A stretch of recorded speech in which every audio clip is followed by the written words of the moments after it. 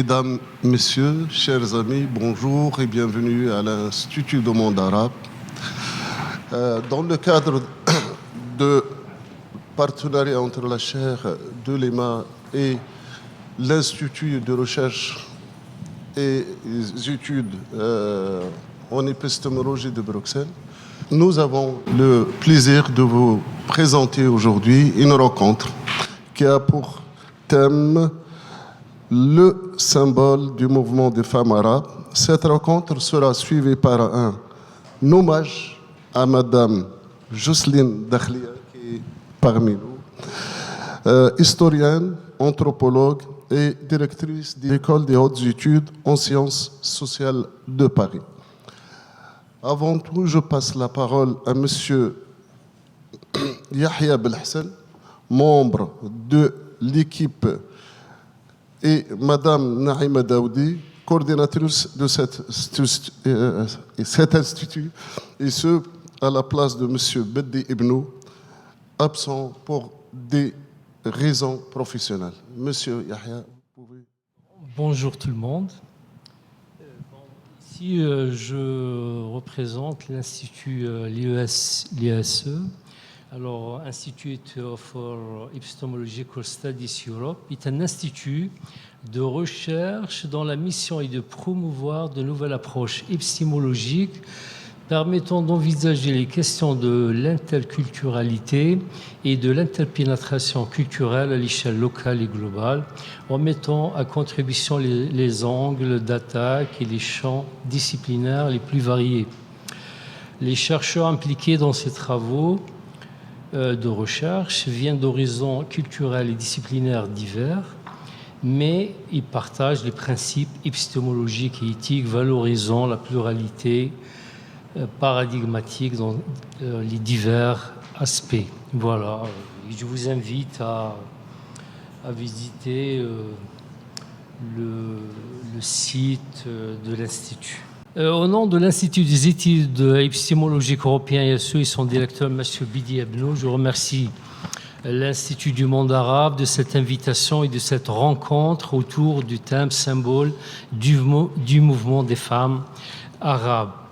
Alors moi, je voulais vous parler très brièvement, en commençant par le grand maître Ibn Arabi, mystique, philosophe, juriste, poète, né en 1165 en Espagne, en Andalousie, et mort en 1240 à Damas, qui a dit « Tout lieu qui n'accepte pas le féminin est stérile », ou une autre traduction de M.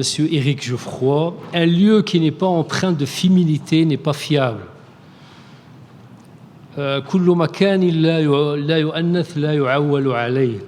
Alors, selon le professeur Éric Geoffroy, Ibn Arabi cite souvent ce hadith.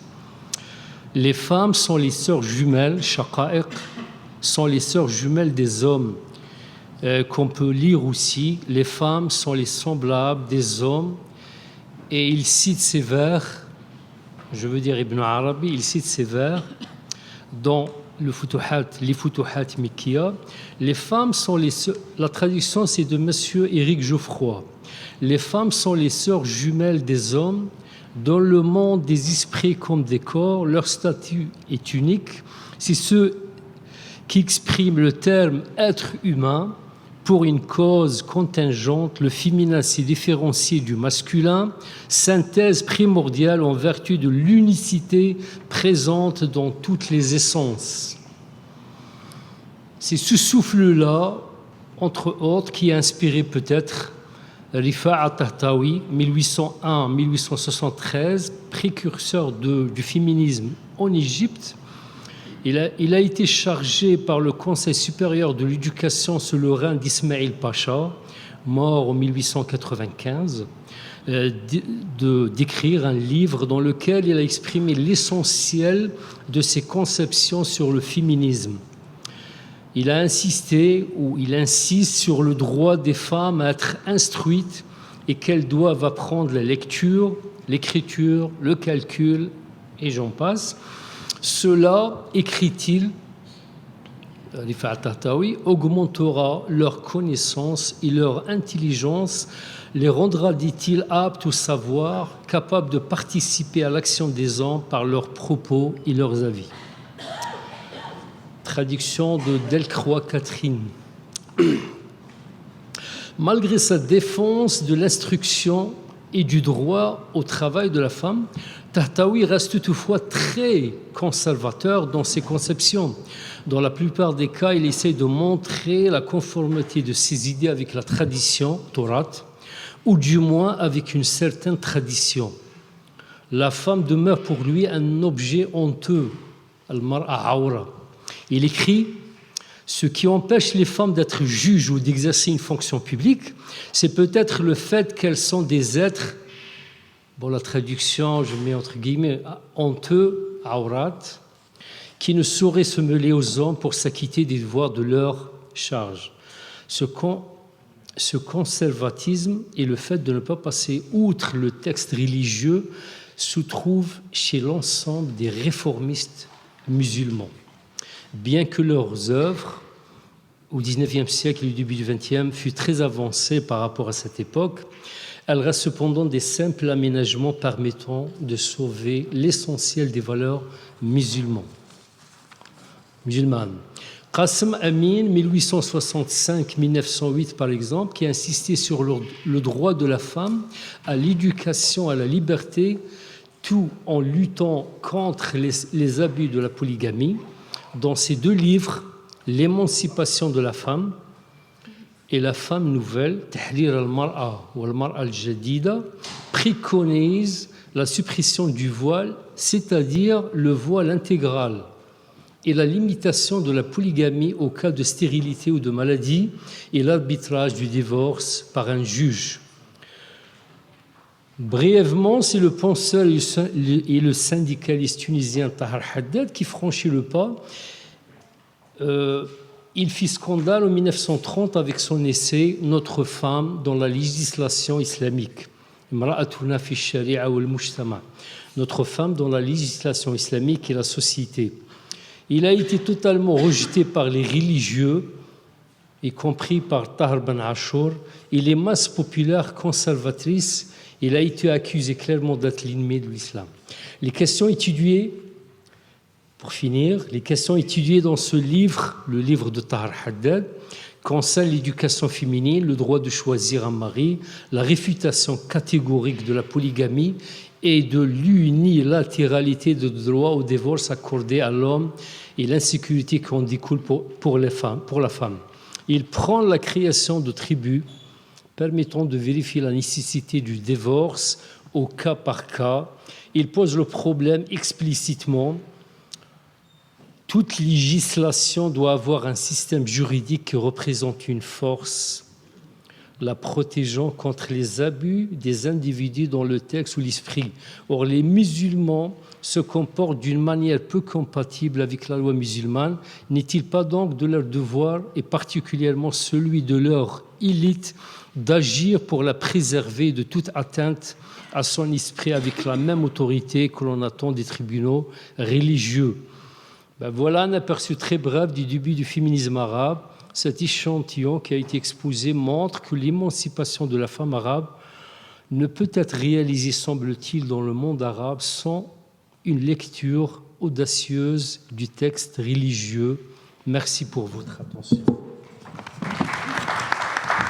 Merci M. Yahya Belkacem pour cette introduction à la rencontre.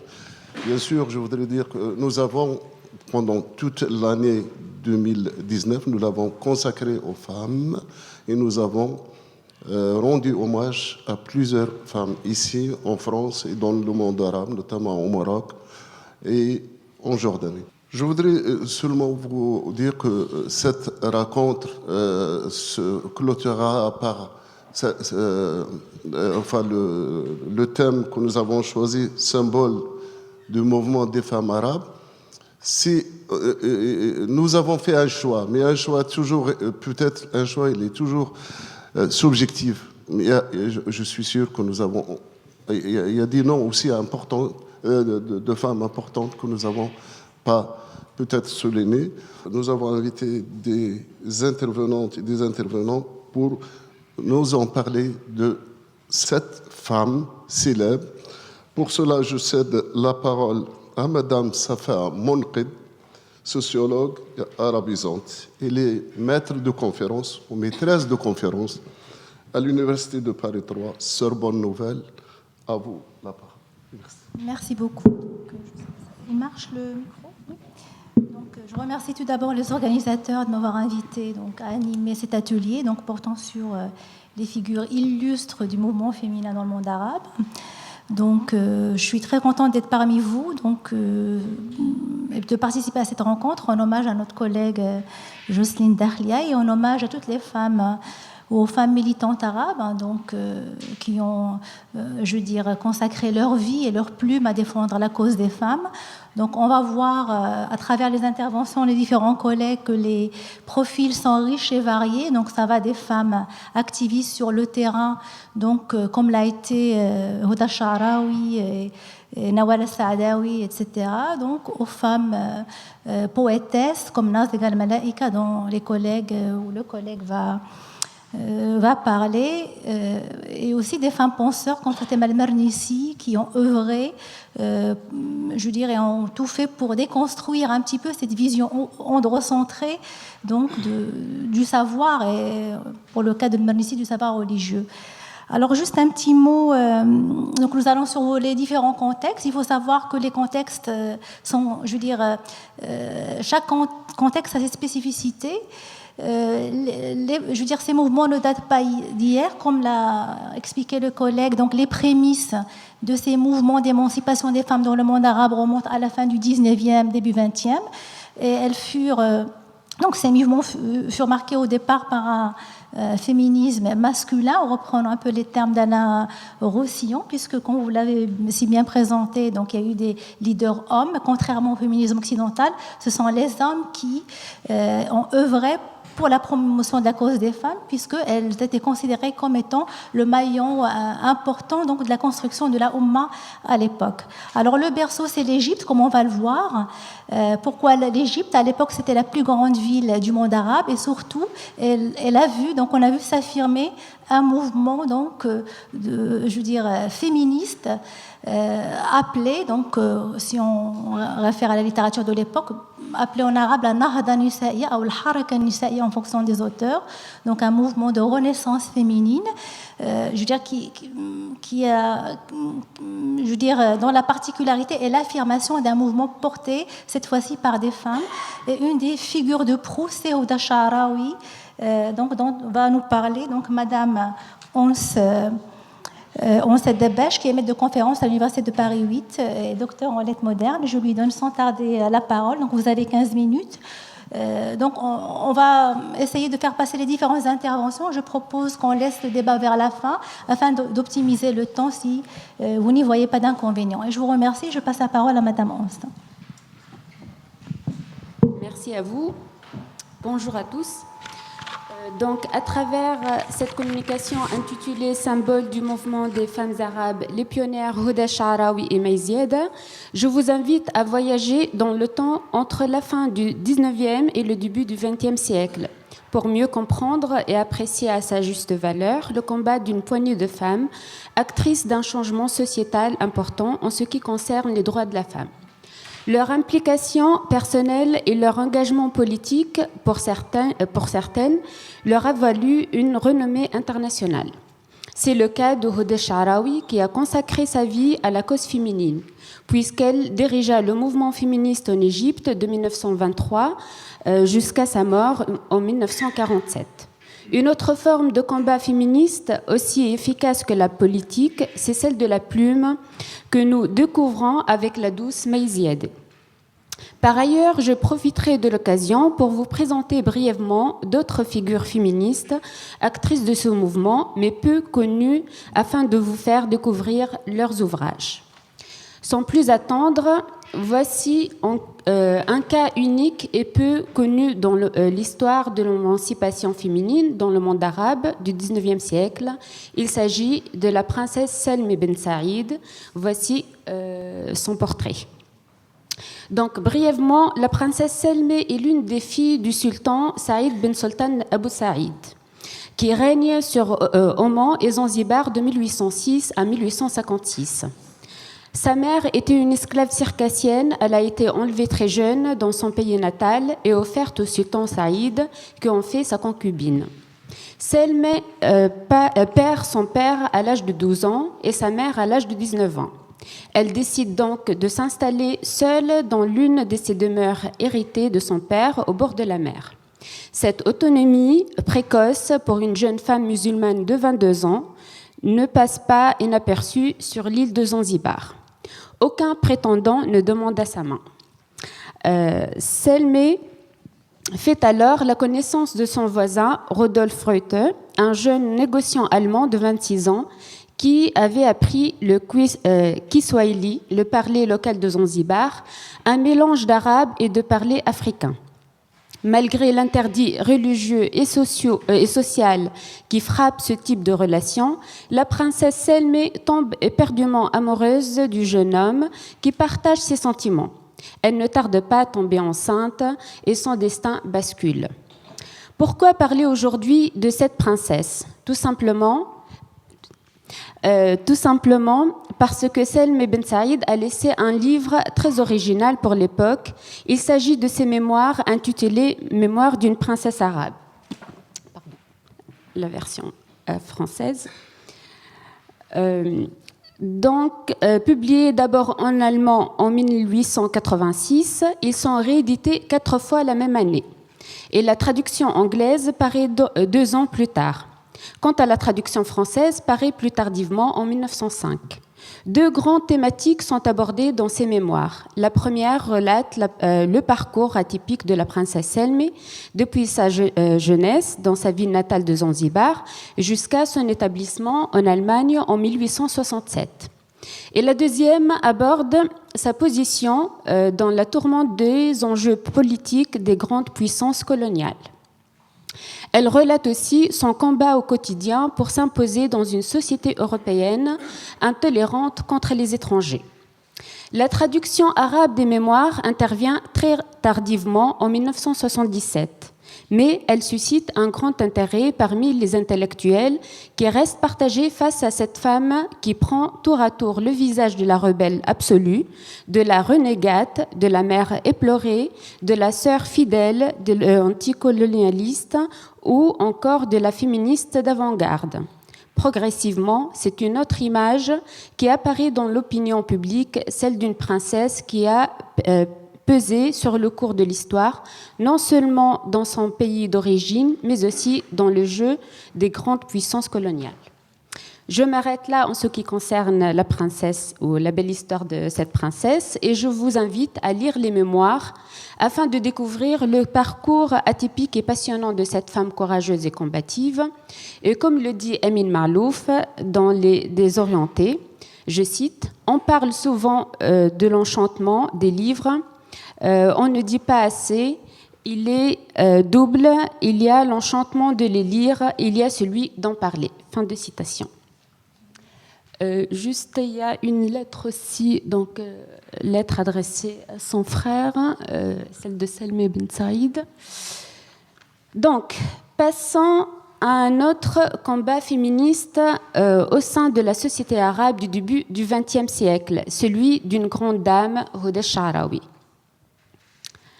Pourquoi le nom de Huda Sha'rawi interpelle-t-il toujours les esprits dans le monde arabe ? C'est parce que cette Égyptienne est à l'origine du premier mouvement féministe égyptien. Elle fut aussi la première femme qui osa dévoiler son visage en 1923. Huda Sha'rawi avait 2 statuts, celui de féministe combiné à celui d'une nationaliste. Deux combats liés à l'époque puisque l'Égypte était sous protectorat britannique jusqu'en 1922. Tout comme avec Selmé bin Saïd, nous avons pris comme source d'information les mémoires de Huda Sha'rawi pour relater sa vie. Et ils ont été publiés en 1986 par Margot Badran et ils retracent son parcours depuis son jeune âge et son combat pour l'émancipation féminine jusqu'aux années 1924. Donc, la jeune Nour el-Huda Sultan reçoit une éducation digne des enfants bourgeois au sein d'une famille assez riche. Son père est issu d'une grande famille musulmane au Caire, propriétaire terrien puissant. Il a joué un rôle majeur dans la politique égyptienne et a été président de la Chambre des députés. En 1884, Huda perd son père à l'âge de 5 ans. Confiée avec son petit frère aux nourrices du harem, elle remarque qu'elle n'est pas traitée sur un pied d'égalité avec ce dernier. Elle critique à plusieurs reprises cette discrimination sexiste et elle accepte avec beaucoup de mal l'injustice. Je cite, « L'homme est le pilier de la famille. Grâce à lui, la progéniture est assurée afin de préserver le nom de la descendance familiale. » Rétorque l'une de ses nourrices devant l'entêtement de la jeune fille abasourdie par ce traitement de faveur. Huda écrit dans ses mémoires, je cite, « Je déprimais de cette situation et j'ai commencé à négliger mes études. Je détestais être une fille parce que cela m'empêchait d'avoir l'éducation que je voulais. Plus tard, le fait d'être une femme est devenu une barrière entre moi et la liberté à laquelle j'aspirais. » Fin de citation. Par ailleurs, Huda avait une institutrice italienne avec qui elle apprend 2 langues européennes, l'italien et le français. Pour ce qui est de l'arabe, elle apprend le Coran, mais pas la grammaire, car l'eunuque chargé de veiller sur elle interdit à sa préceptrice de Coran de lui enseigner la grammaire arabe. Je cite, « Reportez votre livre, Madame l'institutrice. La jeune dame n'a pas besoin de grammaire car elle ne deviendra pas juge. » Fin de citation. Il faut rappeler que dans l'Égypte du début du XXe siècle, les femmes qui appartiennent à l'aristocratie et à la bourgeoisie n'ont aucun rôle politique ou social. Elle mentionne dans ses mémoires qu'elle se passionne pour le piano depuis l'âge de 9 ans, ainsi que pour la lecture grâce à l'accès à la bibliothèque de son père. Donc très jeune, à l'âge de 13 ans, elle épouse Ali Sha'rawi, son cousin et son tuteur, de 30 ans, son aîné. Ils se séparent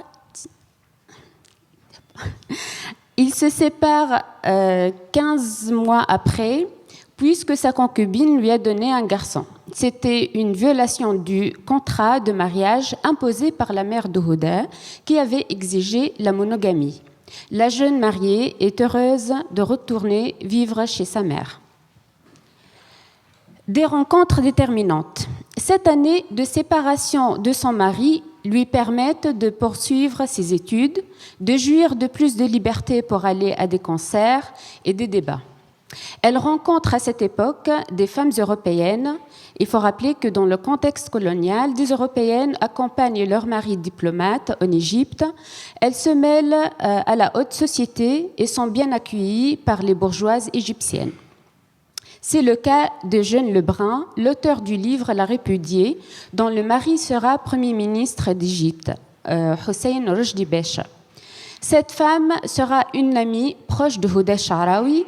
Elle aura un rôle de mentor et d'inspiratrice de ses projets féministes. Huda se lie d'amitié aussi avec la conférencière Marguerite Clément et Mademoiselle Couvreur, l'une des toutes premières femmes agrégées en France.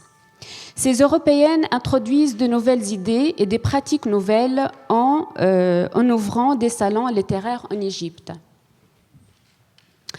En raison de la pression familiale et sociale, elle retourne chez son mari.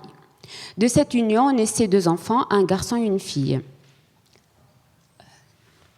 Ali Sha'rawi, un homme politique d'esprit ouvert, autorise et encourage Huda à lutter contre la tutelle britannique. Donc, je vous propose un petit rappel sociopolitique de l'époque en Égypte. Donc, à cette époque charnière de l'histoire, l'Égypte est le terrain de plusieurs bouleversements politiques. Depuis le protectorat britannique en 1882, l'Angleterre domine largement l'administration égyptienne jusqu'à la révolution de 1919. Durant cette année, une femme, Hamida Khalil, meurt d'une balle tirée par l'armée anglaise et devient la première martyre de la cause nationaliste égyptienne. Sa mort provoque plusieurs manifestations. En 1919, le parti Wafd est créé. Il est dirigé par Saad Zarloul et il réunit des chrétiens et des musulmans qui militent pour l'indépendance du pays.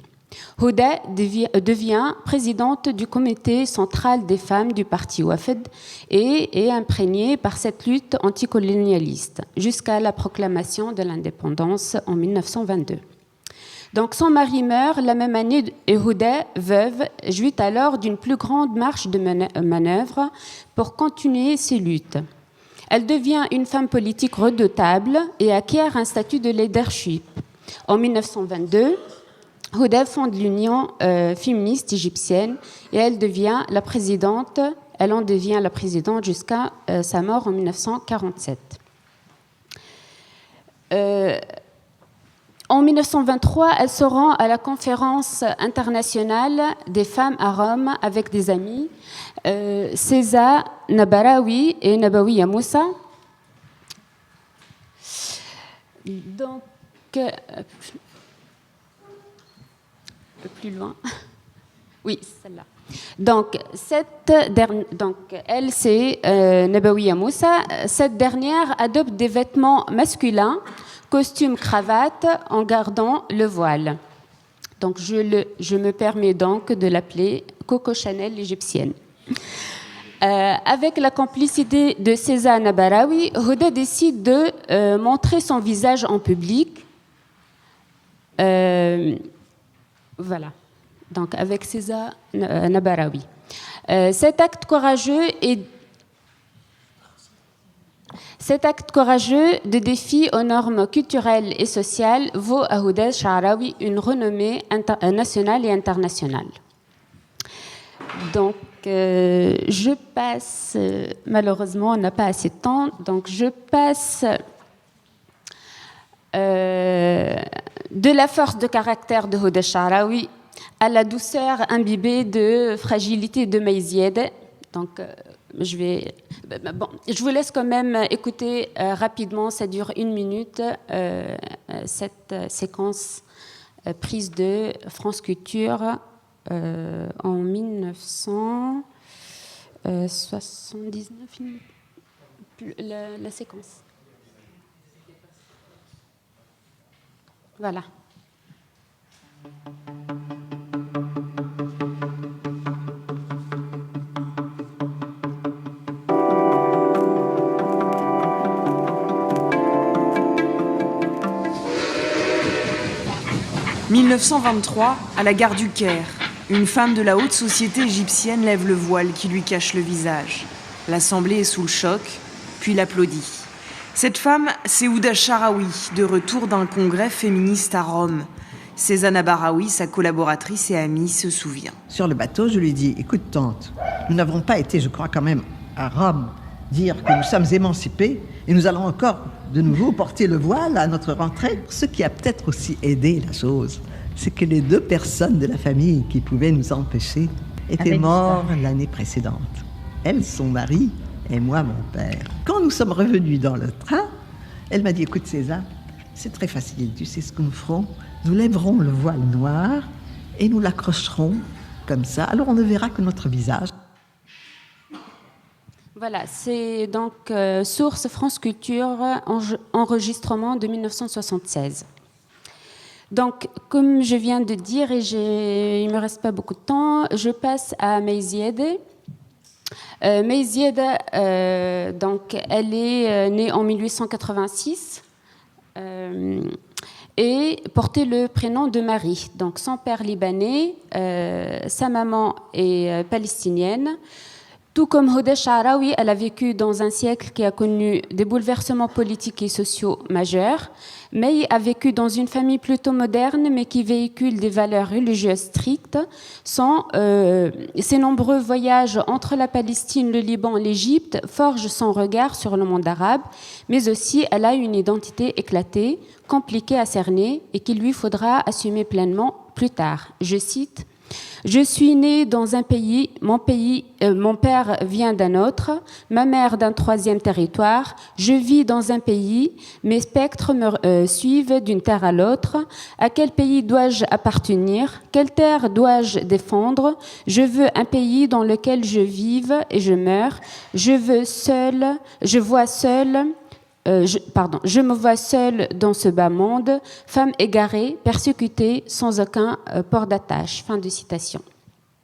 Donc, Mayzied est considérée comme la première Libanaise à avoir posé le problème de la condition de la femme arabe et à avoir traité la question de l'articulation entre féminité et écriture. Elle était destinée à une carrière de femme de lettres de renommée internationale, sauf que les calamités de la vie la frappent à plusieurs reprises. Elle perd les proches qu'elle chérissait le plus, son frère d'abord, son père, sa mère, son rêve, le génie de la littérature libanaise, Jabran Khalil Jabran. Trop fragile pour supporter ses malheurs seule, elle déprime. Son cousin Joseph, le premier amour de sa vie, lui propose d'aller se reposer à Beyrouth et de retourner au Caire après son rétablissement. Mais elle est internée de force durant 10 mois dans l'asile des fous d'Al Asfouriya. Cette femme qui voulait sa liberté et obtenir des droits pour les femmes a été déclarée folle et a été privée de ses droits les plus élémentaires. Donc, pour prouver qu'elle n'était pas folle, elle a donné une longue conférence avec un titre révélateur, « Le message de l'homme de l'être à la vie arabe », dans lequel elle démontre qu'elle avait toutes ses capacités mentales. Je cite, « On a besoin d'un homme de l'être qui prend de nous, mais capable aussi de nous donner. Un homme qui, par sa voix sage, juste et affectueuse, réveille en nous nos consciences. On a besoin de son message fort, riche et pertinent pour que notre nation trouve la place qui lui revient de droit parmi les grandes nations. » Fin de citation. Bien évidemment, Huda Sha'rawi cite Mayzied dans ses mémoires comme membre fondatrice de son club féminin qui regroupait les femmes les plus influentes de l'époque, et ceci malgré son jeune âge. Signalant au passage que la Libanaise Labiba Hachem, rédactrice en chef de l'une des premières revues féministes du monde arabe, Fille d'Orient, a été secrétaire générale de ce club littéraire. Donc, pour conclure, il est injuste de ne pas citer quelques hommes qui ont œuvré à l'émancipation féminine au XIXe siècle, soit à travers leurs écrits, soit par leur engagement dans le mouvement nationaliste. C'est le cas de Rifa'at Tahtawi, Ahmed Fares el-Shediaq, et bien évidemment, nous citons le symbole phare du féminisme, Qassem Amin, dont le livre La libération des femmes, publié en 1899, a provoqué de très vives controverses. Qassem Amin y appelle expressément à s'aligner sur le modèle des Occidentaux qui ont compris que traiter les femmes comme des égales éduquées et libres ne pouvait que contribuer au bonheur. Je cite, « Je ne crois pas exagérer de proclamer, conclut-il, que les femmes sont le fondement d'une édification solide de la civilisation moderne. » Fin de citation. Merci pour votre attention. Merci beaucoup, Madame Dabbaj, pour cette présentation sur Huda Sha'rawi, qui fut l'une des icônes du féminisme dans le monde arabe. Elle a été connue pour avoir, comme l'a bien démontré ma collègue, avoir pris en charge toutes les actions à l'encontre des femmes de 1919 à 1923. Elle est aussi connue pour avoir participé à la première manifestation de femmes lors de la révolte de Saad Zarloul en 1919, qui est restée dans la mémoire collective, puisque le poète Hafiz Ibrahim nous a écrit un beau poème qui s'intitule Mudaharat Nisa, où il loue le courage de ces femmes, courage.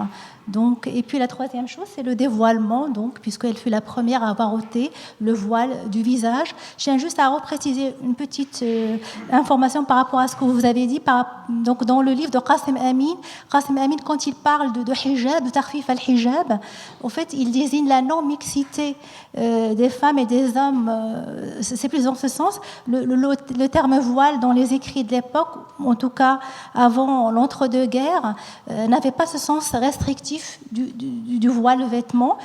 C'est vraiment la non-mixité. Et lui, donc, il a appelé à tarfif al-hijab, c'est-à-dire à ce que les femmes puissent accéder à l'espace public, sachant que les femmes pauvres, évidemment, elles sortaient puisqu'elles devaient subvenir à leurs besoins. Alors, May Ziad, donc, comme l'a démontré Madame Ons, donc, est surtout connue pour avoir animé le premier salon littéraire mixte, puisque c'est des hommes connus, des journalistes, des politiques, et puis aussi des penseurs venaient débattre avec les femmes sur des sujets de société et des sujets politiques. Je citerai entre autres Lotfi Saïd, Taha Hussein, pour ne citer que ces deux-là. Et donc, sans trop tarder, donc je passe la parole à mon collègue, donc Al-Hassan Al-Mosaddaq. C'est bien, donc oui. Donc, il va nous parler de Nawal Saadawi, que d'aucuns qualifieraient comme étant la représentante du féminisme radical. Donc, et il va nous parler aussi donc de Fatima El-Mernissi, donc penseur, sociologue et femme de lettres marocaine. Je lui donne la parole. Je commencerai par m'excuser parce que je ne saurais ni commenter ni exposer les débats houleux abordés par Fatima El-Mernissi et Nawal Saadawi. D'autant plus que j'ai préparé mon exposé en arabe pour rendre hommage à cette langue. Parce que concernant le livre Al-Mar'a wal-Jins, la femme et la sexualité, de Nawal Saadawi, écrit depuis 64 ans, si je ne m'abuse pas, si ma mémoire est bonne. الكتاب هذا أثار جدالا عنيفا وما زال لحد الساعة. لماذا؟ في صلب القضية المساواة بين المرأة والرجل في العالم العربي والإسلامي. عندما سألت الدكتورة نوال السعداوي sur les raisons, الأسباب التي دفعتها إلى كتابة هذا المؤلف، قالت لي بكل صراحة: سأروي لك قصة هذا الكتاب. كنت في عيادتي وأنا أحضر نفسي لإقفالها، فبي أسمع دقاً عنيفاً على الباب، فارتعبت، فذهبت ففتحت الباب، فوجدت رجلاً صعيدياً ضخماً فلاحاً وبنت معه، والاثنان معاً على محياهما قلق وغضب شديد. فخافت الدكتورة نوال السعداوي، لأنه منذ صدور هذا الكتاب تعرفون أنه منع في عهد جمال عبد الناصر، ومنع في جميع البلدان العربية، كما حدث لكتاب الحريم السياسي لفاطمة المرنيسي. كل هذه الكتب منعت وصودرت. ليش؟ نوال السعداوي تقول: لما فسحت المجال لهذا الرجل الضخم الصعيدي الفلاح، قال لها: هل أنت الدكتورة نوال السعداوي؟ طريقة الإبهام الموجه جعلها تخاف أكثر. قالت له: نعم. قالت له: هذا الكتاب. قال لها: هذا الكتاب هل هو كتابك؟ قالت له: نعم. قال: أنا أريد أن تكشف عن بنتي. ليش؟ الفتاة هذه كانت جامعية، كانت طالبة جامعية، قرأت كتاب المرأة والجنس، وأخذته معها إلى الصعيد. وكانت العادة أن الأسر هي من تزوج بناتها، أبى من أبى وكره من كره. لم يكن آنذاك للمرأة اختيار في اختيار شريك حياتها. فروى لها القصة أسباب مجيئه إلى القاهرة، وكانت أيامها تسكن في الجيزة قرب الجامعة. ملخص القصة، لأن هذا هو المدخل الحقيقي لهذا الكتاب، أنها كشفت على بنت الرجل فقالت له: بنتك عذراء، ما زالت عذراء. قال: زوجها أثار لنا مشكلة كبيرة في القرية وأصبحنا مسخرة أمام الناس، لأن بنتي اتهمت بأنها غير شريفة وأنا علمتها، وبنتي طلبت مني: أنت حتقتلني حتقتلني، ولكن رجاء قبل ما تقتلني، لأن هذا هو العرف السائد آنذاك، رجاء اطلع على فحوى هذا الكتاب. فكان الرجل يقرأ الأبجدية فقرأ الكتاب فذهل مما قرأه. لماذا أقول هذا الكلام؟ لأن نوال السعداوي أثارت قضية كبرى في العالم العربي، مؤداها أن البنت قد تولد بغشاء بكارة وقد لا تولد، وأن الطب الحديث يقول أن 30% من النساء في العالم قد يولدون بدون غشاء بكارة، وأن الباقي ممكن أن يكون هذا الغشاء إما سميكاً وبالتالي لا يتم إنزال أي قطرات دم في يوم الزفاف، وربما يحدث هذا بعد أن تلد المرأة. وقد يحدث أن المرأة تزاول رياضة عنيفة، فإذا كان غشاء بكارتها خفيفاً فربما تفقده بدون حتى أن تدري. لذلك قامت دكتورة نوال السعداوي، وهي ما زالت حية ترزق بنا ولو بلغ منها العمر عتية، يعني حوالي 88 سنة، وهي مريضة في الأسابيع هذه، مريضة جدا ولا أحد يلتفت إليها كما عهدنا في العالم العربي. أنها أثارت قضية كبيرة جدا آنذاك: هل المرأة عائشة بجسمها دون أن تعرفه؟ هل هذا ممكن؟ ومتصورة أن جسمها فيه غشاء بكارة، وقد يحدث أن تكون مولودة بدون غشاء بكارة وهي لا تعلم، وقد تقتل بسببه وهي لا تعرف. الرجل هذا قال لها: يا ست الستات، لماذا لم تكتبي هذا الكتاب منذ أمد طويل؟ يعني كانت ترتكب شنائع وقتل ودفع بنات للانتحار وإهانة لكل بنات العالم العربي، دون أن يدري الناس حقيقة الأمر. بسبب ماذا؟ بسبب الجهل. المسألة التي أثارتها بعد ذلك مباشرة، وهذه المرة في الجامعة، أنا قالت: طيب، Cette fois-ci, si le baromètre de cette question est l'honneur, si le critère de l'honneur c'est le saignement, cela veut dire que l'honneur est en fait d'un caractère biologique chez les femmes. Alors, à ce moment-là, que signifie-t-il l'honneur chez l'homme? Parce que l'homme, comme vous le savez, est né sans l'hymen.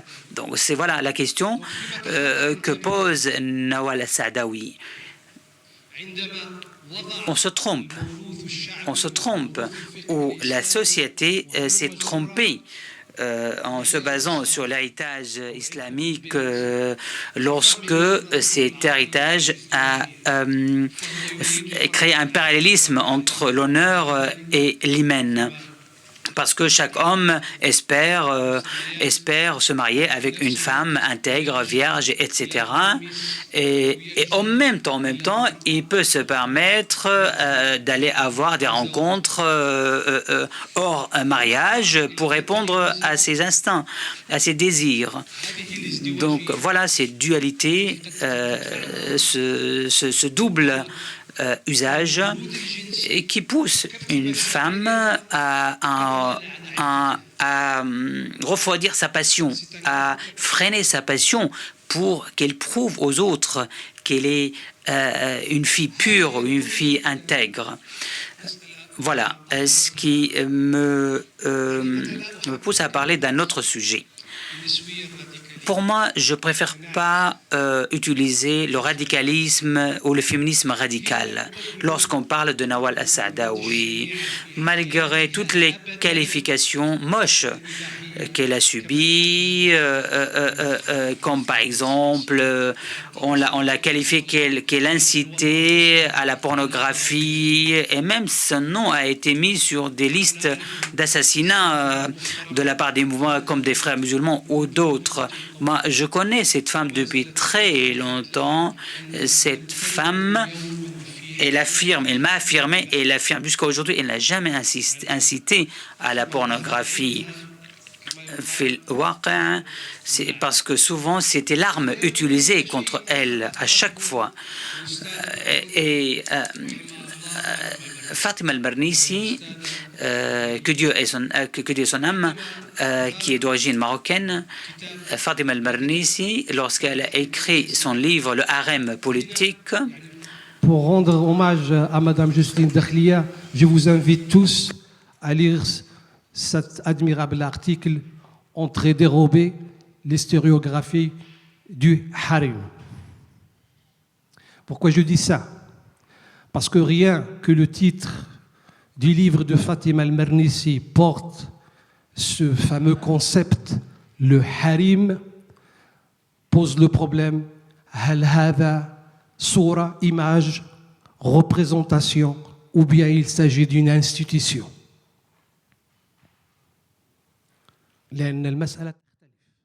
La question est différente, est très différente dans ce cas entre les deux conceptions.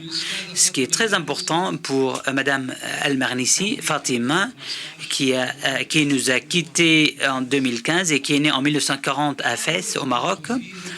Fatima al-Mernissi a soulevé un sujet extrêmement important. Contrairement à Nawal Saadawi, car Nawal Saadawi n'a jamais cherché dans l'héritage musulman, de la jurisprudence musulmane. Il n'a pas cherché d'instruments pour mieux armer les femmes.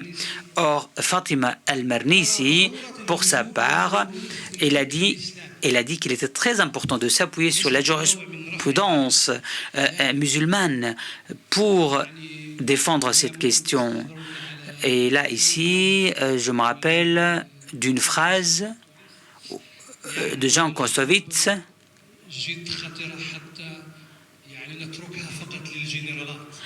La guerre est une chose extrêmement dangereuse pour la laisser uniquement à des généraux.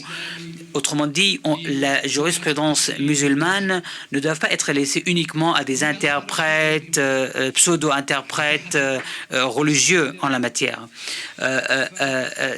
Donc, Fatima al-Mernissi a soulevé un sujet à l'époque très, très important, dont le sens est le suivant.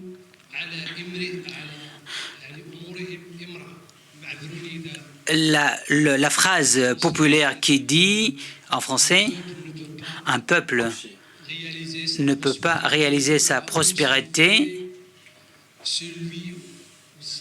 lorsque il met en chef une femme.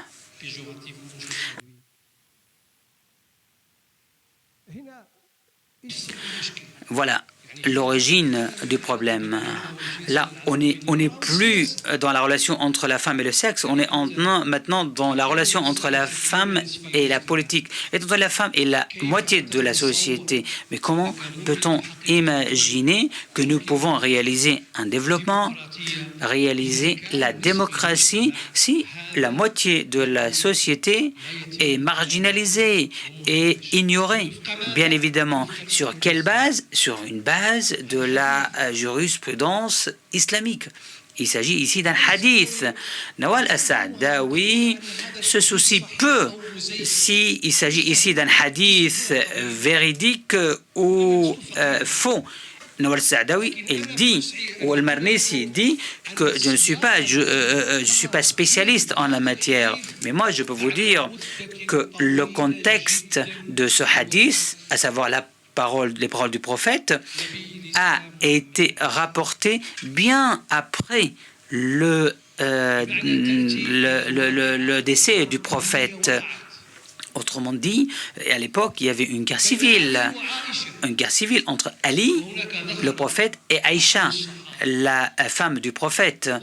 Et à l'époque, un compagnon a rapporté ce hadith en disant que les musulmans ne suivaient pas Aïcha. Et vous le savez, le symbolisme de Aïcha dans l'héritage musulman, Aïcha, c'est pas n'importe quelle femme.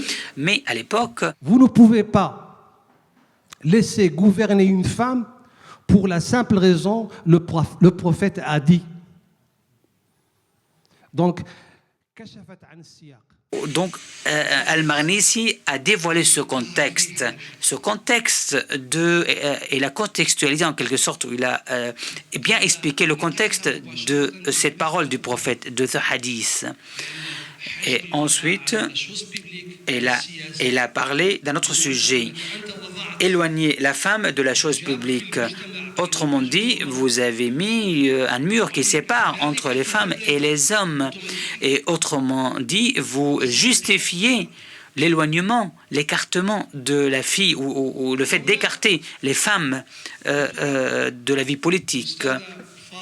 Dans ce contexte, Fatima al-Marnisi, que Dieu ait son âme, nous a incité à étudier le contexte dans lequel le voile a été établi. À l'époque, lors de la guerre de Al-Khandaq et Uhud, à l'époque, le prophète était encerclé, était en guerre dans sa ville, Al-Madine. À l'époque, les gens de la Mecque, c'est eux qui dominaient. À l'époque, les hommes n'avaient pas le temps pour s'occuper de sa vie privée. Les compagnons autour du prophète étaient horrifiés lors de cette guerre. Et donc, à l'époque, le prophète lui-même, en tant qu'homme, n'avait pas le temps pour aller chez lui. Dès que le prophète entrait chez elle, tous les compagnons étaient autour de lui. À l'époque, cette sourate a été inspirée. J'ai la sourate devant moi, la sourate coranique, bien évidemment, qui a été révélée au prophète à l'époque. Voilà le contexte de la révélation. Bref, je pourrais la citer à la fin. Mais l'essentiel pour Fatima al-Marnisi, Fatima al-Marnisi, lorsqu'elle a expliqué le contexte en disant que est-ce que le hijab est un rideau? C'est-à-dire conformément à l'interprétation qu'on pourrait faire de cette sourate, bima'na, la parole divine dit aux compagnons du prophète: n'approchez pas les femmes du prophète seulement à travers un rideau. Docteur Nawal al-Sa'dawi Nawal al-Sa'dawi se pose cette question. On ne peut pas donner accès direct à l'intimité du prophète. Il faut appeler, c'est-à-dire il faut mettre les points sur les i. فكيف تحول le rideau entre les compagnons Comment ce rideau, et la famille du ce prophète, hijab entre les compagnons du prophète et la vie privée du prophète. Et ici, entre parenthèses, je fais une digression. Je pense aux élections qui ont eu lieu récemment en Égypte. Je ne veux pas donner les noms. Certains partis politiques islamiques, vous pouvez vérifier vous-même, certains partis politiques ont publié des fiches d'adhésion pour ses adhérentes وحجبت الرأس. Avec des têtes voilées.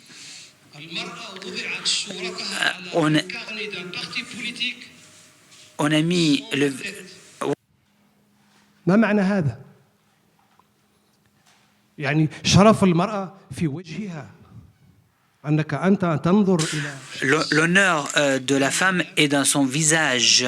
Lorsqu'on regarde une figure humaine a une tête, a des yeux, a des bouches. Comment on peut voiler la tête sur des affiches publicitaires, politiques?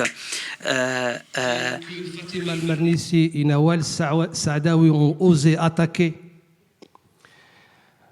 Donc je terminerai par vous dire que la cause féministe ou féminine, parce que bon, il y a trop à dire entre féministe et féminine, que cette cause ne pourrait avoir de solution sauf si les femmes dans le monde arabe puissent avoir leurs droits et rien que leurs droits. Merci à tous et à toutes.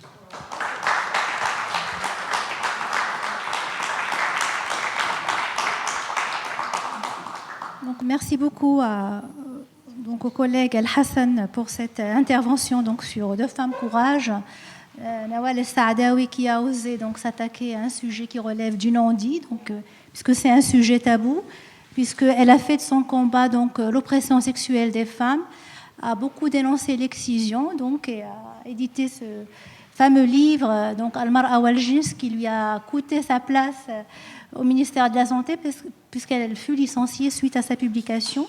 Et puis l'autre figure, mais là c'est le Maroc cette fois-ci, c'est le Mernissi, qui elle a osé s'attaquer à un sujet qui était exclusivement masculin, à savoir le pouvoir et le savoir religieux, si vous voulez. Elle a procédé à une relecture féministe de l'islam, si vous voulez, ou de l'histoire de l'islam, ce qui lui a valu aussi d'être censurée, la censure, contestée, que ce soit je dirais à l'intérieur du Maroc ou en dehors. Puisque si on regarde un peu la traduction de son livre, moi je me rappelle, voilà exactement. Toutes les préfaces des éditeurs syriens qui chargent le Mernissi, et la discrédite, puisque pour eux, une femme n'a pas à s'aventurer dans ce genre de thème. Alors je passe tout de suite la parole à notre collègue Abdestar El-Jam'i qui va nous parler, on va parler de poésie avec Fadwa Touqan et puis Nazak al-Malaika et Fadwa Touqan. Donc je vous donne la parole, vous avez 15 minutes, merci. Merci beaucoup. Merci, cher public.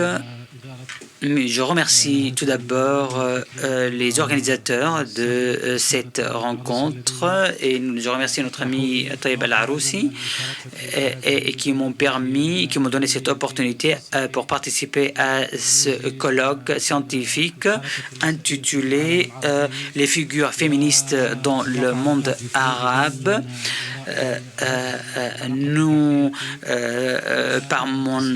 Par cette intervention, je veux mettre la lumière sur deux figures qui ont vécu dans la même période et qui ont eu un impact important dans la littérature arabe. Ces deux figures féministes sont devenues des symboles importants de la littérature arabe et la culture arabe, à savoir la poète palestinienne Fadwa Touqan et la poète irakienne Nazak al-Malaika.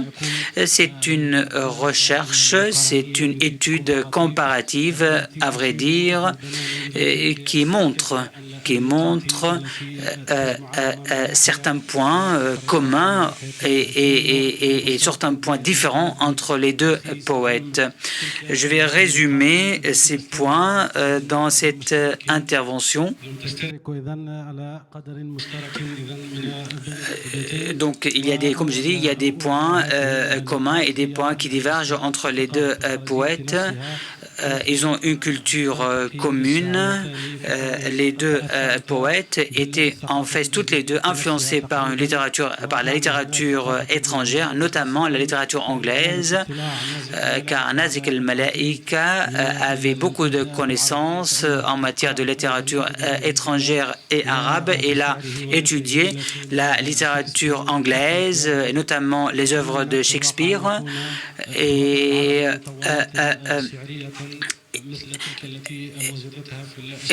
il a fait beaucoup d'études dans la littérature anglaise. Fadwa Tuqan, pour sa part, elle-même dans les années 60, elle s'est rendue à Londres où elle a passé plusieurs années, et durant ces années, elle a pu fréquenter des hommes de lettres ou des femmes de lettres occidentaux, directs ou indirects, où il a pu avoir connaissance sur cette littérature anglaise, et notamment dans les universités. Et lorsqu'il s'est rendu en Irak, il est revenu en Irak, il a pu transférer ses connaissances dans les universités irakiennes. Donc, comme je peux dire également, ce qui attire notre attention en la matière, c'est que les deux poètes écrivaient, bien sûr, ce qu'on appelle des poèmes libres, ce qui a un peu créé ce nouveau concept, poème libre ou poésie libre, et donc ils ont contribué à cette poésie libre qui a commencé comme mouvement dans les années 50 du siècle dernier. Nazik al-Malaika était considérée l'une des premières fondatrices de ce genre de poésie libre, qui s'éloignait un peu des règles et normes strictes auxquelles tous les poèmes classiques devaient respecter ou devaient s'atteler. Il a eu plusieurs recueils dans ce domaine. Fadwa Tuqan, pour sa part, bien sûr, elle a également compris ce mouvement. Elle a impacté pour sa part cette poésie arabe de l'époque, et elle était passionnée par cette idée de la poésie libre, et elle a compris que le poème arabe en fait est un récipient dans lequel on peut expérimenter, on peut tester des rythmes, des mesures, afin de diversifier l'essence et les rimes, par exemple, et notamment le poème intitulé Jordanienne palestinienne et un autre poème important également. Donc ces deux poètes ont cherché à diversifier, bien sûr, à s'éloigner un tout petit peu des canaux rigides qui régnaient dans ce domaine. Ils ont adopté la résistance, et comme vous le savez, la résistance est un terme très important et un point commun entre les deux poètes.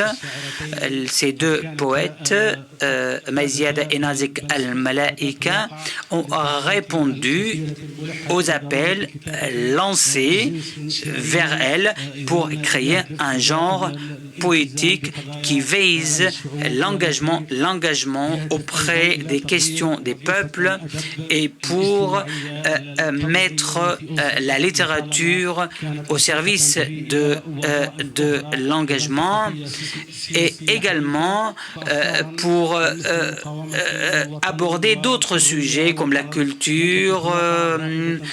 En fait, les notions d'engagement étaient toujours présentes chez les deux poètes comme la liberté, la patrie, et les deux poètes respectaient bien sûr ces notions avec des vers libres, solides et bien diversifiés.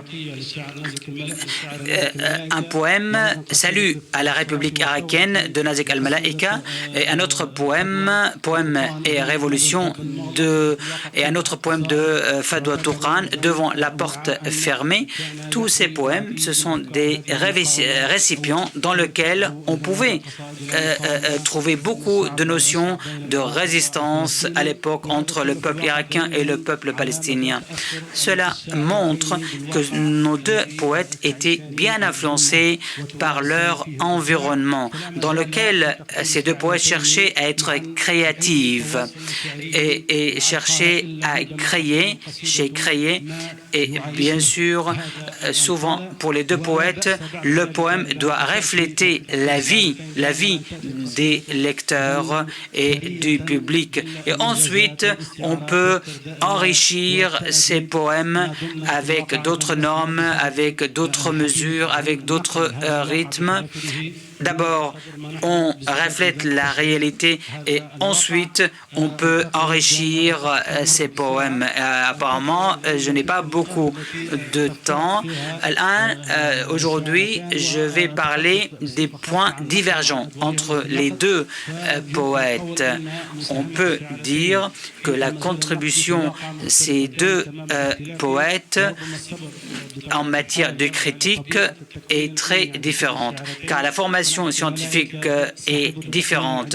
Nazik al-Malaika a une formation scientifique solide et il était universitaire, elle était professeur à l'université, alors que Fadwa Touran n'avait pas le même niveau universitaire.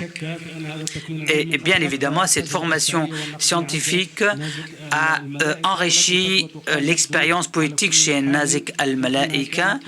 On peut dire que Nazik al-Malaika était consciente, et bien sûr, et Fadwa Touran, était consciente de cette réalité. Fadwa Touran n'a pas écrit des œuvres critiques très importantes en la matière. On peut avoir beaucoup d'études chez Nazik al-Malaika, mais pas beaucoup chez Fadwa Touran. Nazik al-Malaika a étudié beaucoup des poèmes pré-islamiques. Il a publié ses articles et ses recherches. La recherche la plus connue, c'est dans son livre Les questions de la poésie moderne. Il a cherché à innover cette critique concernant des poèmes, des vers, et sa contribution était importante. En conclusion, pour vous dire, je vais parler de quelques points. Les critiques n'étaient pas assez justes lorsqu'ils traitaient de ces deux poètes. L'une des deux a été bien reçue par les critiques, alors que ça c'est Maïziada, alors que Nazik al-Malaika a été critiqué très sévèrement à cause de ses positions, et notamment Mohammed al-Marout, que Nazik al-Malaiki a considéré Mohamed al-Marout écrivain et non pas poète. Et Youssef al-Khal a répondu en traitant de Nazik al-Malaika de ignorante ou de fanatique. Donc, comme vous pouvez le constater, il y a eu beaucoup de critiques très sévères contre Nazik al-Malaika, car Nazik al-Malaika a appelé à une rupture avec la forme classique des poèmes et des vers dans la poésie arabe. Nazik al-Malaika, comme je dis, il a insisté sur cette rupture qui a été vécue comme une trahison en quelque sorte par la classe des poèmes de cette période. Et beaucoup de poètes beaucoup de critiques ont considéré que la méthodologie de Nazik al-Malaika était instable.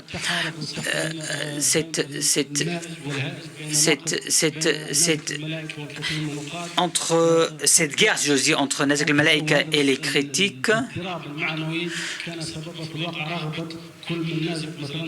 a conduit à beaucoup de problèmes et qui a conduit à un conflit entre plusieurs figures, dont Nazik al-Malaika contre Mohamed al-Marout ou Youssef al-Khal et d'autres. Je peux souligner ici, et pour être juste et équitable, ces conflits entre poètes, entre écrivains, a en fait contribué à développer cette critique et à former en quelque sorte un public cultivé pour mieux comprendre ces notions. Dans ma recherche, j'ai réalisé une étude comparative entre ces deux poètes en parlant des points communs et des points divergents. Et notre objectif dans cette recherche est un objectif scientifique qui consiste à publier, à mettre l'accent sur ces points communs et divergents. Mais pour nous, au bout de compte, ces deux poètes ont contribué très largement à enrichir la poésie arabe, où beaucoup de questions ont été posées par ces deux femmes poètes, où les deux femmes étaient très engagées par la question relative à l'homme arabe, et contribuaient également dans le mouvement féministe arabe. Je vous remercie. Merci beaucoup, monsieur Jamaï. Donc, effectivement, Fadwa Touqan et je veux dire Nazik al-Malaika, donc furent pionnières dans leur domaine, et Nazik al-Malaika, elle est connue pour avoir imposé un nouveau style, puisqu'elle fut l'une des premières à avoir libéré donc la poésie de son formalisme. Et puis le point commun entre les deux, moi je dirais, si on se réfère à leur biographie, c'est qu'elles mettent l'accent quand même sur le rôle de l'environnement familial et les hommes de leur famille. Par exemple, pour Fatwa Touqan, c'était son frère qui jouait un rôle important dans son devenir, et Nazik al-Malaika, c'était son père qui était instituteur et sa mère qui était également poétesse. Donc l'environnement familial je dirais, un impact, donc a joué un rôle important dans le devenir de ces deux figures donc féminines dans leur domaine. Alors je passe la parole à Madame Linda Nawal Tebani, qui va nous parler donc d'une des figures de lutte pour l'indépendance en Algérie, qui est Jamila Bouhird. Donc je lui laisse la parole. Je vous remercie. Merci à vous. Je tenais à remercier l'Institut du monde arabe pour cette invitation à prendre la parole ce soir au sein de cette table ronde très importante. Je tenais simplement à préciser au public que je n'allais pas présenter une communication telle que l'ont fait mes collègues dites scientifiques, pour la simple raison que Jamila Bouhired, pour la première fois, a pris parole au printemps dernier dans la presse pour écrire une lettre ouverte au peuple algérien face à cette nouvelle révolution appelée Révolution du sourire. Et je voulais proposer avec vous ma réponse à Jamila Bouhired, étant à la fois une présentation de son parcours et ma réponse de jeune citoyenne algérienne. Donc je vous prie d'accepter mes excuses si vous attendiez quelque chose de plus académique, mais je voulais vous proposer justement un parcours plus intime avec cette femme algérienne qui est une figure pour toutes les Algériennes. Je vous remercie de votre écoute. Lettre à Jamila Bouhired. Lorsque j'ai reçu l'invitation de l'Institut du monde arabe pour venir parler de vous, j'ai d'abord voulu refuser. Pourquoi donc ? Parce que je ne m'en sentais pas capable, parce que je n'en avais pas la légitimité. N'étant ni historienne de la guerre d'Algérie, ni sociologue pour parler des et au nom des femmes, je ne voulais pas usurper une place et une voix à cette majestueuse table ronde. Je ne voulais pas prendre parole à la place d'une autre personne qui, elle, aurait su quoi dire de vous, quoi montrer et quoi exposer. Au cœur de l'été, j'ai pensé à vous, à votre parcours, à votre vie. Au cœur de l'été, j'étais des décennies plus loin dans le cœur de vos murmures clandestins avec Youssef Sahdi, au cœur de vos réunions secrètes. Et j'ai été fascinée par vos sourires. Chaque photo de vous expose le vôtre incandescent, brillant. Il était là, affrontant quiconque vous rappelait à une justice qui, selon le point de vue, vous condamnait ou vous glorifiait. Je ne cessais alors de me dire que si je ne savais pas quoi dire, je savais quoi penser. Le legs, l'héritage que vous m'avez laissé, offert, en tant que citoyenne d'une Algérie libre et indépendante. Vous donnez un métier à tisser duquel vous offrez la pelote et le fil sans en donner le modèle, laissant soin à la jeunesse de se vêtir d'un avenir à sa mesure, là où vous laissez vos empreintes pour mieux offrir un repère. Vous, la figure tutélaire de cette guerre que je n'ai pas faite et que vous avez faite pour moi. Comme l'écrivait Maurice Blanchot à propos de Michel Foucault, je cite « Personne n'aime se reconnaître étranger dans un miroir où il ne discerne pas son double, mais celui qu'il aurait aimé être. » Jamila, sœur, mère de toutes les femmes, amie de tous les combats, la postérité vous a statufié, vous a peut-être enfermé aussi dans cette posture, cependant que dans votre élan, vous ne faisiez que renverser toutes les situations d'injustice pour donner naissance à ce chemin à suivre. Et voilà que, pensant à vous, je me suis retrouvée à vous écrire. Essayer d'écrire à une icône, voilà un exercice malaisé. Que puis-je dire ? Quel langage utiliser ? Lettres, missives ? Peut-on écrire ? Peut-on dire Jamila, la femme, la figure, le symbole, l'algérienne ? Fayrouz l'aura fait, dans un sublime chant que je reprends ici en traduction française. Mon amie Jamila, un salut pour toi, là où tu te trouves, dans la prison, dans la torture, là où tu te trouves, un salut à toi, Jamila. De ma ferme, une belle chanson pour toi, et derrière ma maison, un amandier fleuri et une lune verte, une vague de sable navigue sur notre plage. Un salut pour toi, Jamila, toi, la belle fleur d'Algérie, ton histoire est mieux qu'une enfance. Elle sème le visage du soleil avec la victoire, là-bas en Algérie, il y a des rangées d'oliviers dans leur silence, poussent des révolutionnaires qui rêvent de justice, de paix et d'olives. Et dans la nostalgie des pensées, fleurit une vie douce et une place pour le soleil et les enfants. Là-bas en Algérie, là où la terre se révolte, à quand le jour et les bonnes nouvelles ? Mon amie Jamila, ton corps fragile souffle comme un cyclone, comme la victoire dans toutes les villes lointaines et dans tous les villages voisins. Le torrent coule dans les rues, les serfouettes brillent dans les champs, les drapeaux flottent. Un salut à toi pour la liberté, un salut pour tout peuple qui lutte, qui rêve de la vie et de la paix. Les drapeaux flottent, les drapeaux flottent. Une icône, On n'en parle pas, on la dessine. Je la dessine, Jamila Bouhired, comme artiste, comme musicienne et comme écrivaine. Tant vous avez peint l'Algérie, chanté sa liberté et écrit son histoire. Je commence mes lectures et mes recherches et je lis Jamila, l'héroïque épique. Vous êtes née en juin 1935 à Alger.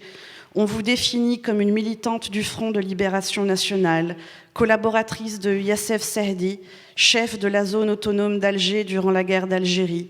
Surtout, absolument, vous faites partie des 6 femmes condamnées à mort pour des actes terroristes pendant la guerre d'indépendance. Vous rejoignez le Front de libération durant vos années étudiantes, en collaborant comme officier de liaison, membre du réseau Bombe. Moudjahida et combattante comme des milliers d'autres, vous avez été condamnée à mort pour avoir déposé le 30 septembre 1956 une bombe qui n'explose pas dans le hall du Mauritania, car le branchement avait été mal effectué par Rachid Kouache.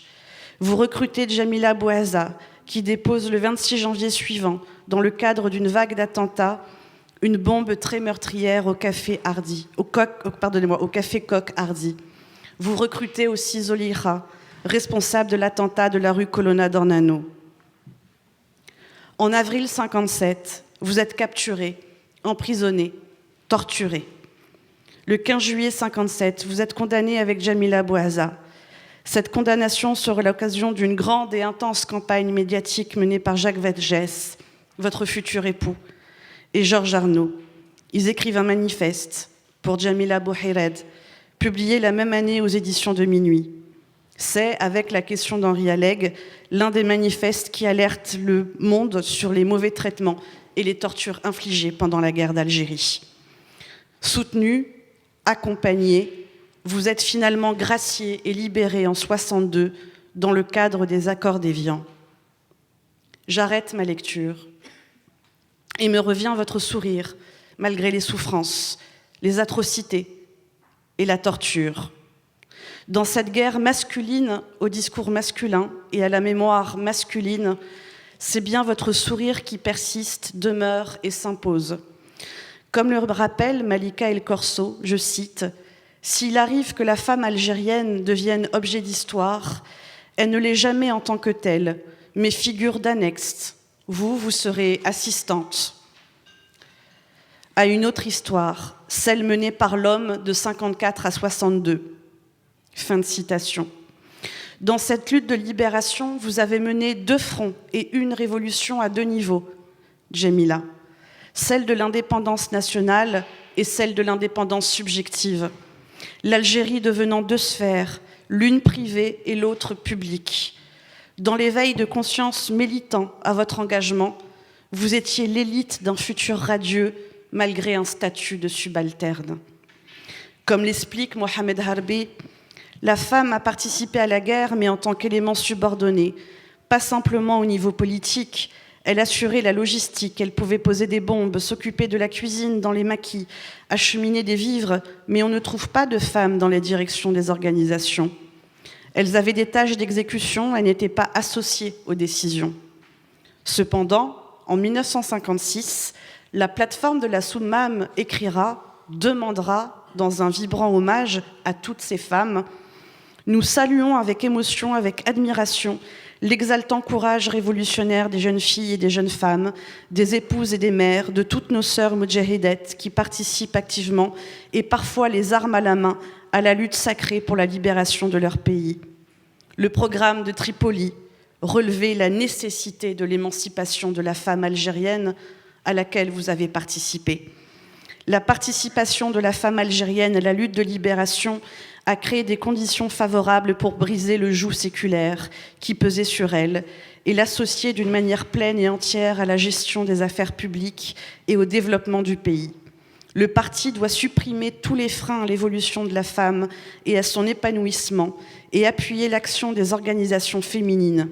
Il existe dans notre société une mentalité négative quant au rôle de la femme sous des formes diverses. Tout contribue à répandre l'idée de son infériorité.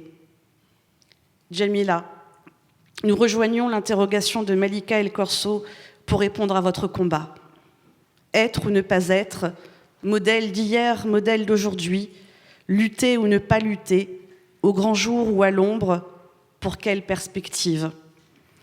L'Algérie libérée, vous l'avez laissé suivre son chemin et reprenez le vôtre, celui d'épouse et de mère, celui d'une humble citoyenne qui n'aura jamais attiré la couverture sur elle, à s'imposer non plus comme une icône, mais comme un mystère. Restera alors le mythe de votre sourire, toujours présent, toujours étincelant. L'Algérie, vous nous l'avez offert et elle vous offre son éternité. Vous reprendrez cependant le patron de ce métier à tisser de la liberté. En plein éclat de la révolution du sourire, nom donné par Nabil Jedouani au mouvement populaire algérien de 2019, vous écrivez pour la première fois une lettre ouverte au peuple, que je lis maintenant au public présent.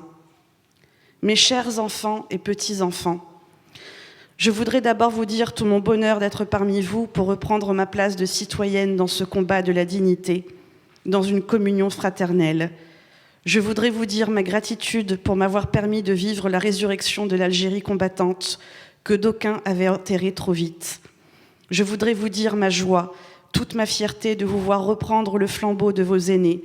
Ils ont libéré l'Algérie de la domination coloniale. Vous êtes en train de rendre aux Algériens leur liberté et leur fierté spoliées depuis l'indépendance. Je saute bien entendu quelques passages, la lettre est longue. Mes chers enfants et petits-enfants, pour ce rappel historique, je voudrais attirer votre attention, vous, la jeunesse algérienne en lutte, sur les dérives qui menacent votre combat.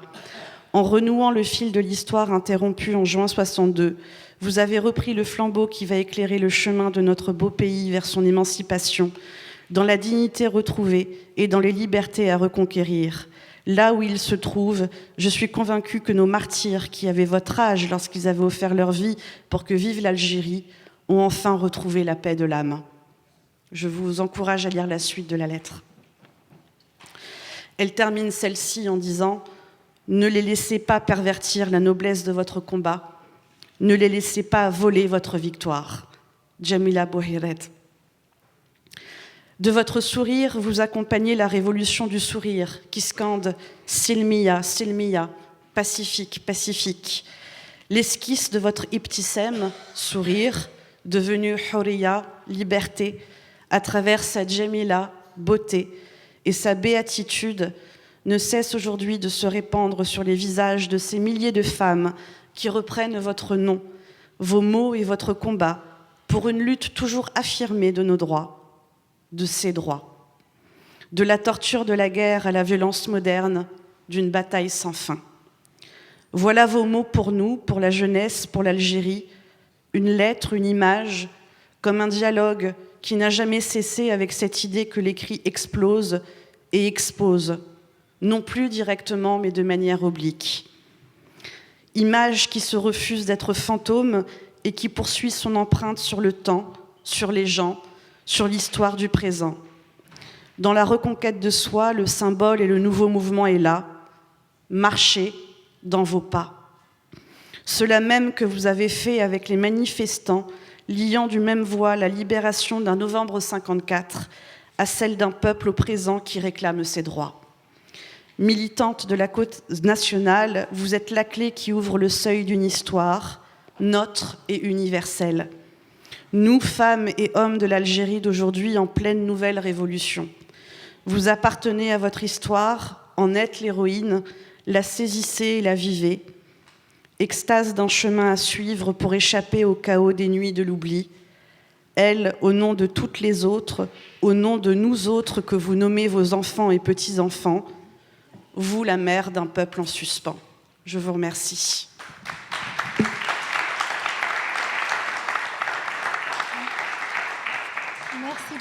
Merci beaucoup, donc, Linda Nawal Tebani, pour cette belle présentation sur cette héroïne de la guerre d'indépendance qui est Jamila Bouhiret.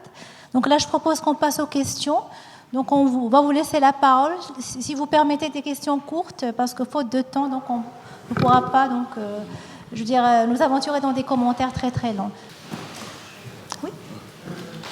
Je vais avoir l'audace comme ça, des questions également. Non, simplement, c'est les femmes d'Andalousie. D'abord, merci pour ce. Merci. Merci pour cette chaire de Lima, très intéressante, une année consacrée aux femmes. Merci à toute l'équipe, à son directeur, au président et aux deux directeurs, au directeur de la chaire et au directeur de l'Institut du monde arabe et à Monsieur Lang aussi, à la présidence. Je voulais juste revenir sur Fatima Mernissi et peut-être Nawal Saadawi, parce qu'elles sont, c'est des contemporaines. Et quel est leur impact? Est-ce qu'elles ont, je sais qu'elles ont été traduites, leur impact plutôt à l'étranger, et même dans leur pays d'ailleurs. Mais surtout en France, on connaît un peu Fatima Mernissi et aussi Nawal Saadawi, mais quelqu'un peut nous parler de leur impact, comment elles ont été perçues? Merci.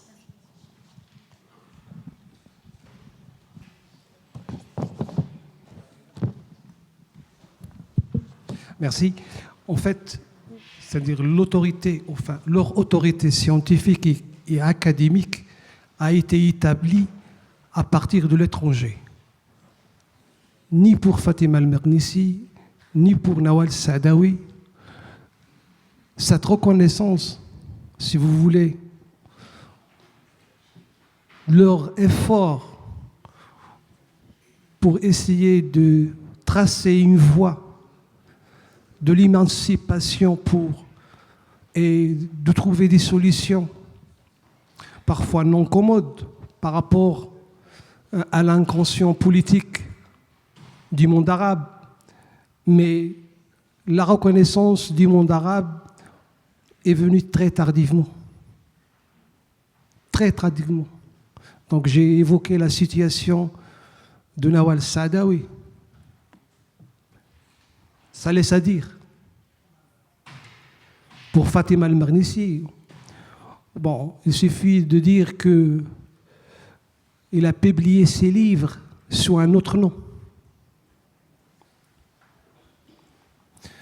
Le harim siyasi, le harem politique, si j'ose traduire ainsi, sexe, islam, idéologie, ça a été édité sous un faux nom.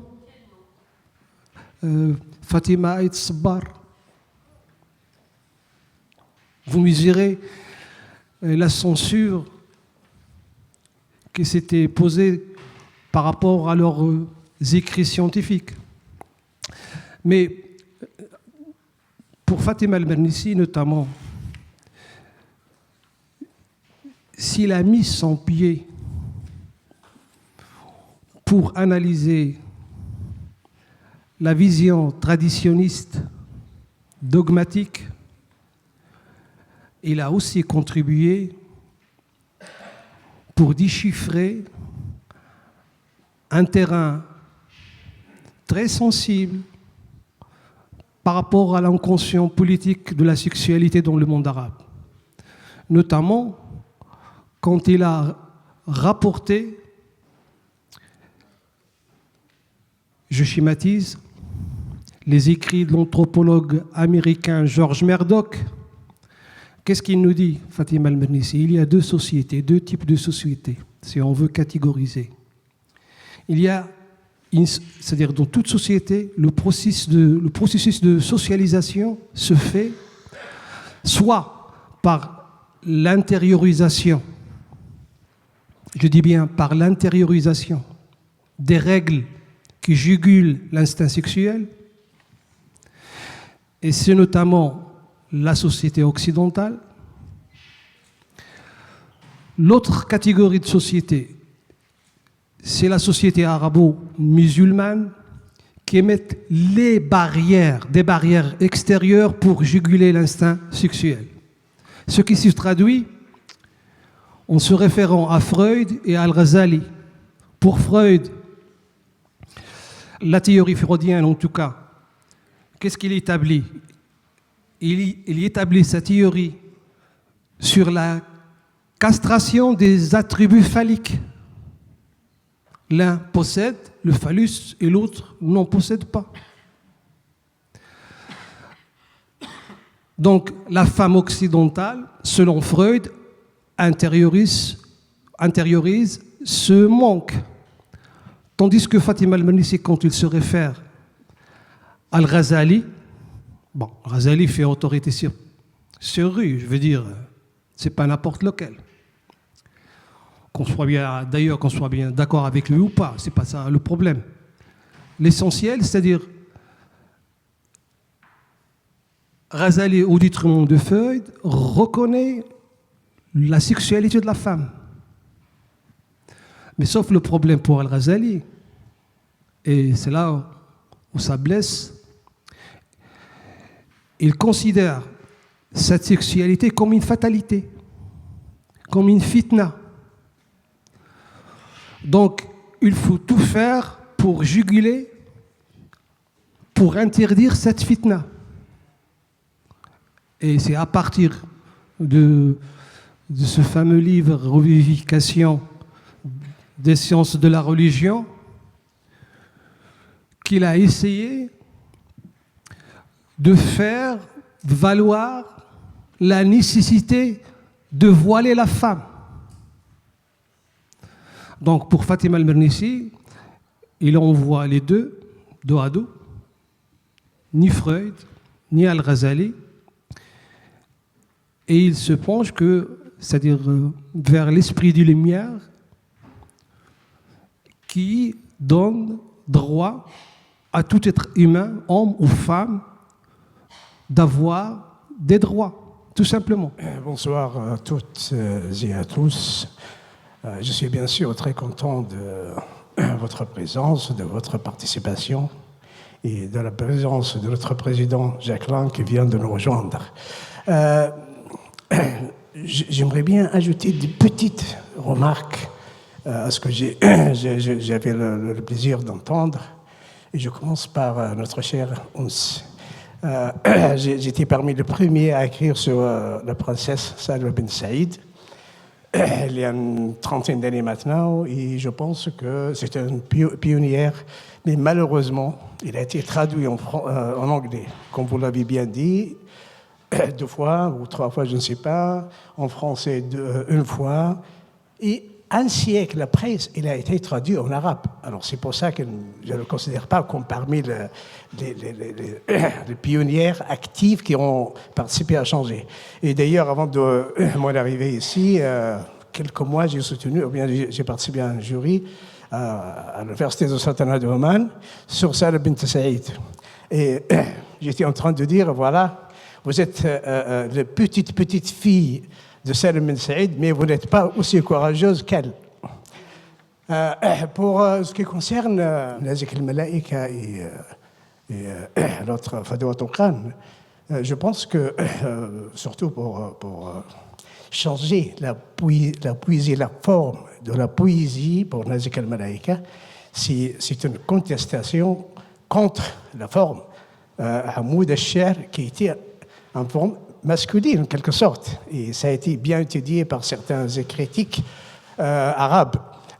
Pour Fadwa Tonkan, je pense qu'elle est très intéressante comme poétesse, ça c'est sûr et certain. Mais je pense que son offre autobiographique, Rihla Jabaliya, Rihla Sa'ba, est parmi les meilleurs, et j'ai écrit sur elle.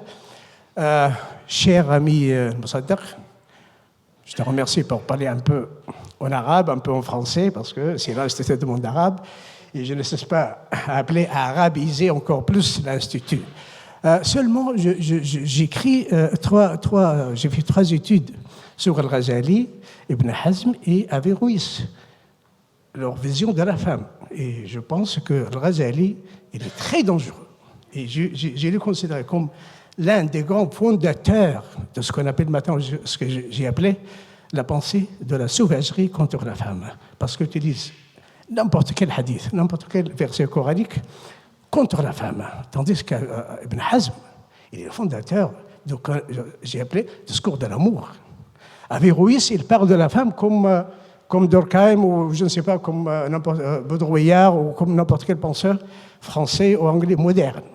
C'est pour ça qu'il a humanisé. Mais malheureusement, c'est Al-Ghazali qui travaille toujours et qui est bien écouté, qui a beaucoup plus d'influence. Merci à tous. Et j'espère que maintenant, on va célébrer notre invité d'honneur, Jocelyne Dakhlia. Merci à tous pour votre écoute. Donc, et voilà, donc on passe à la pause. Merci beaucoup. Au revoir.